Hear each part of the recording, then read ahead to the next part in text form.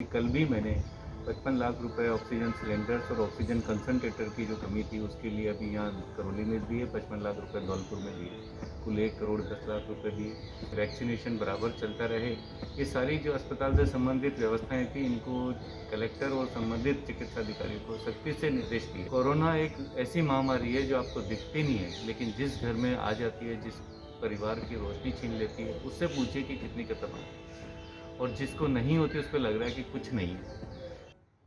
Covid की दूसरी लहर से करौली ज़िले में रोगियों की संख्या दिन प्रतिदिन बढ़ रही है।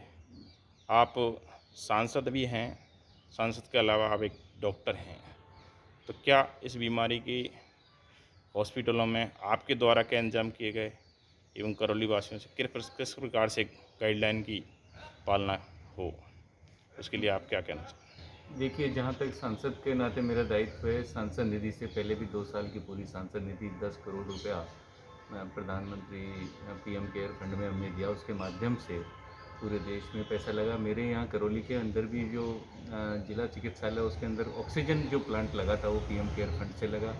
वेंटिलेटर्स जो पहले आ चुके थे पीएम केयर फंड से, जो हमने पैसा दिया उससे लगा। अभी कल भी मैंने 55 लाख रुपए ऑक्सीजन सिलेंडर्स और ऑक्सीजन कंसंट्रेटर की जो कमी थी उसके लिए अभी यहाँ करौली में दिए, 55 लाख रुपए धौलपुर में दिए, कुल 1 करोड़ 10 लाख रुपए दिए।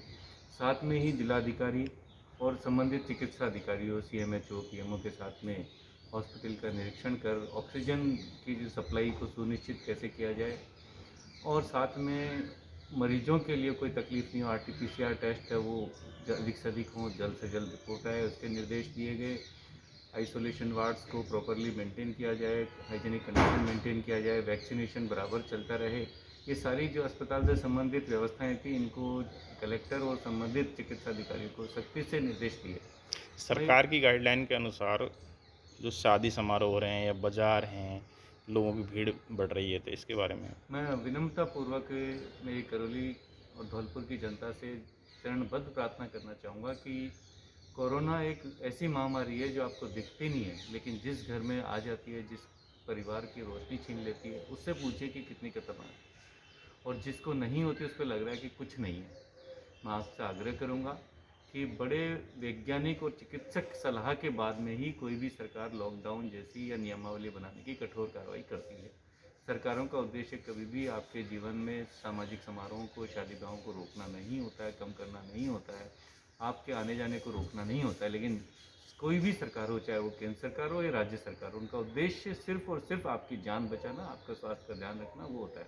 इस नाते सख्त गाइडलाइन राज्य सरकार के द्वारा भी की गई है, केंद्र सरकार के द्वारा भी। मेरा आपसे प्रार्थना है कि शादी समारोहों को भी आप स्थगित कर दें। स्थगित नहीं कर सकते तो 5-5 आदमी या 10-10 आदमी कम से कम संख्या में आप शादी समारोह कोविड गाइडलाइन की पालना से करें।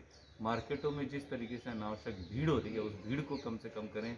घर से बाहर इमरजेंसी कंडीशन या अति आवश्यक कंडीशंस के बाहर आप न निकलें। मैं पुनः प्रार्थना करता हूं कि अगला आने वाला 1 महीना आप अनुशासन का गंभीरता से पालन करेंगे तो आप और हम सब मिलकर इस कोविड महामारी को जीत पाएंगे, इससे उभर पाएंगे।